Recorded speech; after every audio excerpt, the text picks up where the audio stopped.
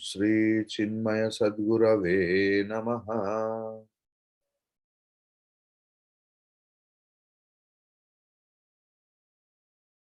Today we will learn the 15th mantra of Íśopanișad. Hiranmayena patrena satyasya pihitam mukham tvatvam pushanna pavreno satya dharmaya drishtaye. Oh, sorry, we will chant separate. Hiranmayena patrena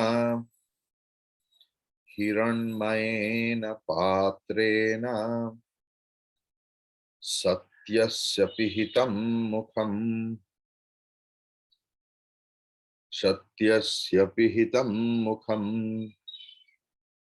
tatvam pushanna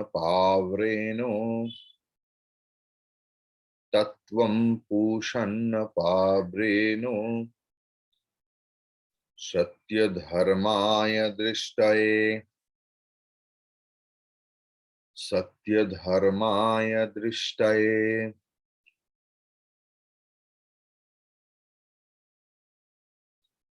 Hiranmayena patrena satyasya prihitam mukham tatvam pushanna pavreno satya dharmaya drishtaye. Very beautiful mantra. Anvaya, if we do Hiranmayena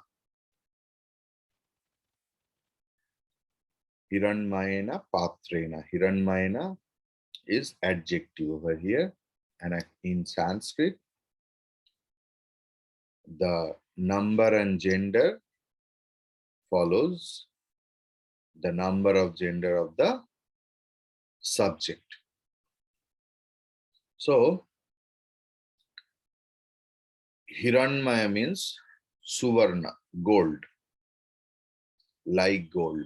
Here Jyotirma, effulgent.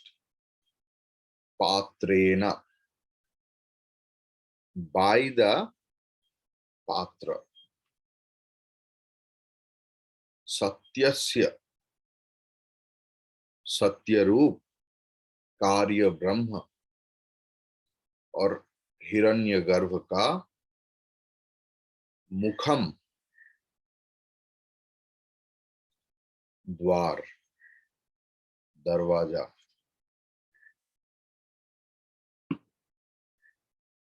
अपिहितम, आच्छादित, covered. हे पूषण, जगत की पोषणकारी. हे आदित्य, हे सूर्य. त्वम, तुम. मुझे, मैं कौन हूं? सत्य धर्म, सत्य धर्माय, जिन्होंने सारे धर्मानुष्ठान किया, वही मेरे लिए. दृष्टये, तुम दिखाओगे.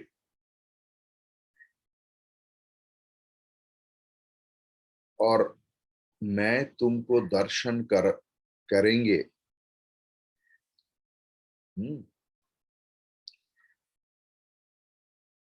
तुम्हारे दर्शन के लिए. तत्, वही पात्र. अपावृण, remove. So this is a prayer. This is a prayer. Hiranmayena, golden. Patrena, by the vessel, which acts like a lid. Satyasya, of truth. Apihitam, covered. Mukham, the face. Tat means that, Tvam means you. Ushan, O sun, sun god. Apavrano, do open, please. Satya Dharmaya, the practitioner of the truth. Drishtaye, for beholding. So, the face of the truth is covered by a golden lid. O sun god, please remove that covering for me. Who am I? Do you want to know? I am the practitioner of truth, so that I may behold it. So on the face of it, this is a prayer raised to Lord Sun, invoking his grace and blessings, so that the seeker may have the strength to remove the golden veil that hides the vision of the truth. And this is the prayer of the dying person on his deathbed. Here.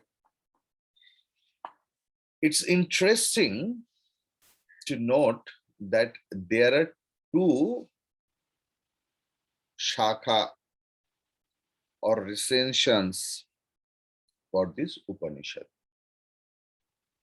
First one is Kanva Shaka, another one is Madhvandini Shaka, branch. So according to Madhvandini Shaka, this is the last mantra. While the Upanishad has its own stand, full width, its 18 mantras is acceptable in the Kanva Shaka. So, this need not to be considered as a confusion, because from this mantra onward till the end, it is a prayer, and thus these can be considered altogether as one wave of thought. To consider this as the last mantra would be obeying the well-known tradition of Vedanta that there must be unity of thought in the beginning and in the end. The Upanishad that started with clothed by the Isha is all this, must end in this prayer unto the nourisher and sustainer. O Lord, unveil the reality. Unveil the reality for me. I have practiced all the karma and upasana prescribed by you and my Guru. The world of objects and their glittering fascinations seems to envelop the truth. May I pierce through the apparent and reach to recognize and experience the supreme immutable reality.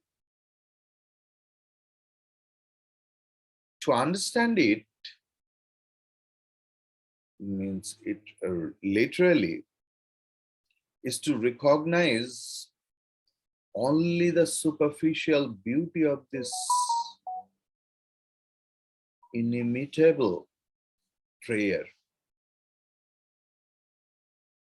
In fact, the more we dive into it, the more we shall recognize the contents of this treasure chamber. Recognize, if you just see, recognize. If you take in that way, then the mantra will be opened up in a more beautiful way to you. Prayer in Vedanta is only an attempt of the ego center to attune itself to the supreme consciousness in the individual. Addressing the supreme consciousness, the ego center in the individual is chanting this mantra. Clear?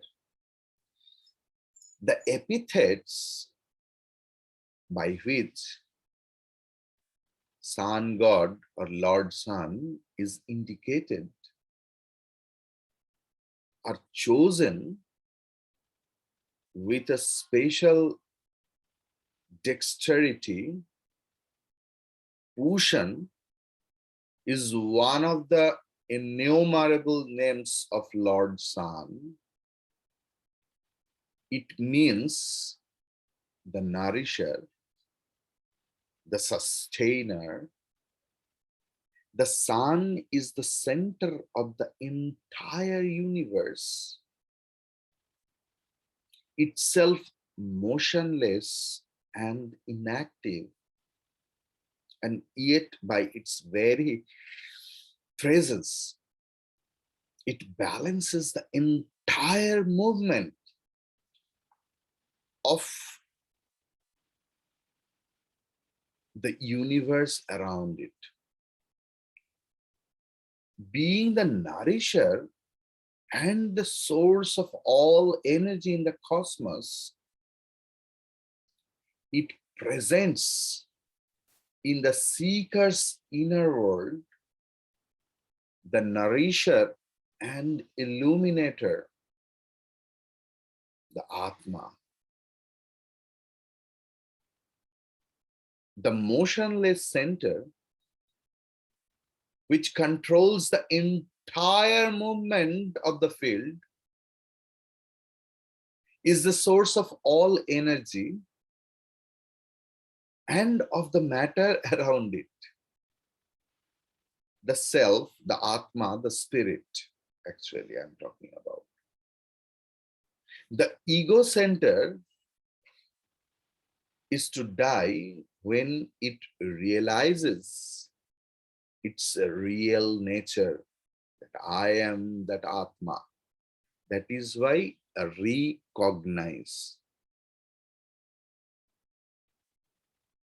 Thus, Bhagavan Adi Shankaracharya ji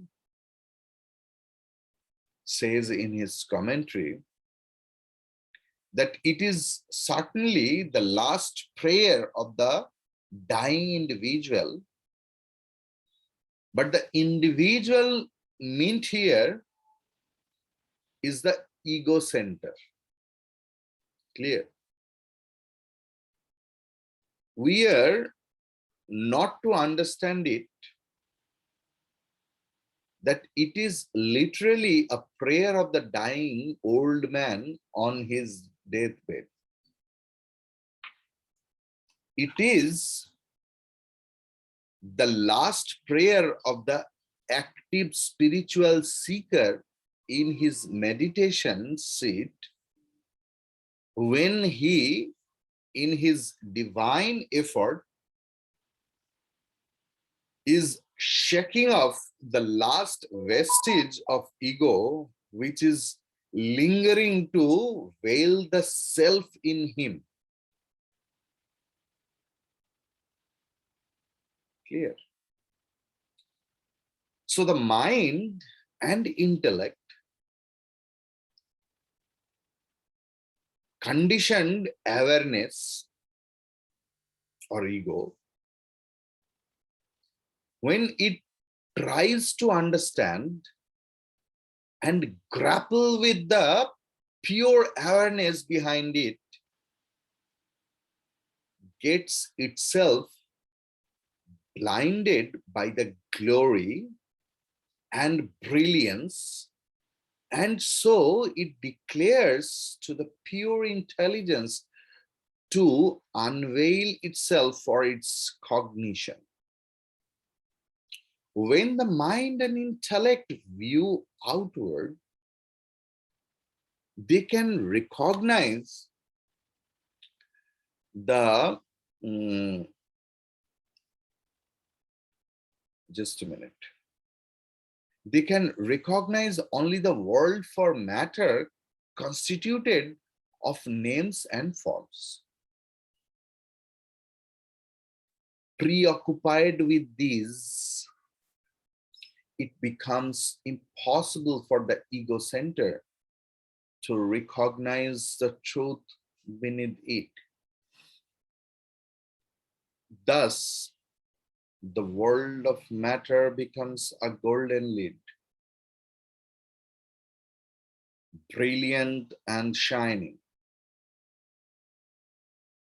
which veils the truth behind it.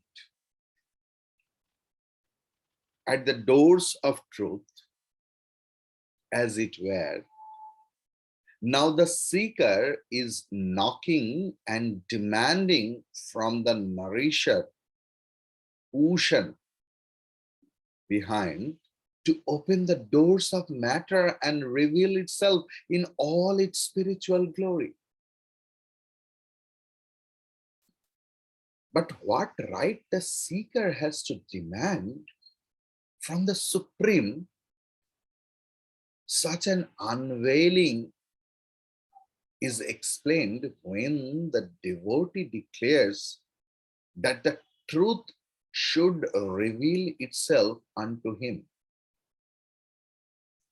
For he is himself a practitioner of truth. Again, I am telling.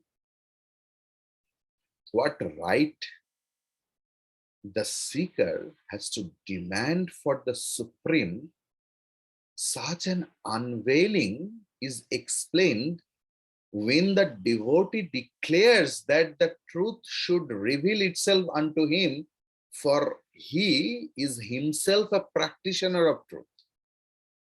Clear? This is very significant inasmuch as the seeker's goal is truth. His path is truth. And this very path of truth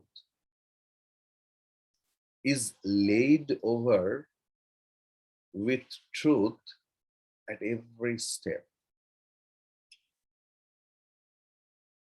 In a religion,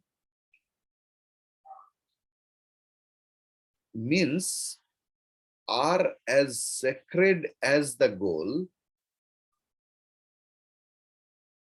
Through deceit and animalism,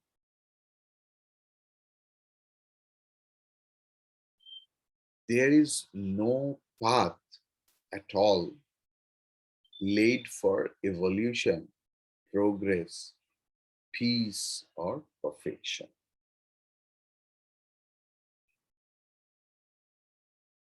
So continued love and dedicated loyalty gives to the lover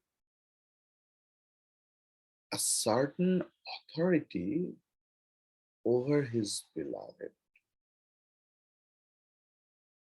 When a devotee has lived sufficiently long, a full life of divine pursuit, his expanding heart of purity and faith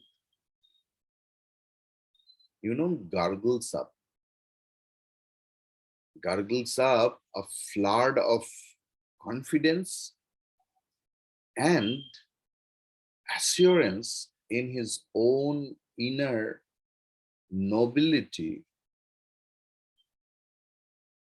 and in the Lord's infinite kindness. So, in this confidence, the devotee dares even the command the Supreme to serve him in dire moments. This power to command comes to him as a privilege of love. In the authority of faith, sanctioned by the moral dignity that comes to him as a result of his chaste life of tapas, satya dharmaya drishtai. In our daily life also, where we can do demand, where there is a closeness, very closeness.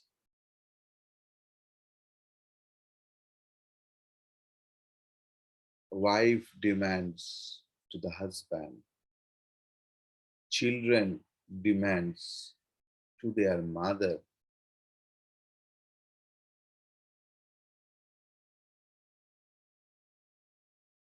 a real friend sometimes demand to the, it's not demanding, it's something else. It should be felt. So I will end up this class over here today, but I have a lot to say on this mantra analysis, grammatical analysis, scriptural analysis, that we will continue in the next classes. Hari Om.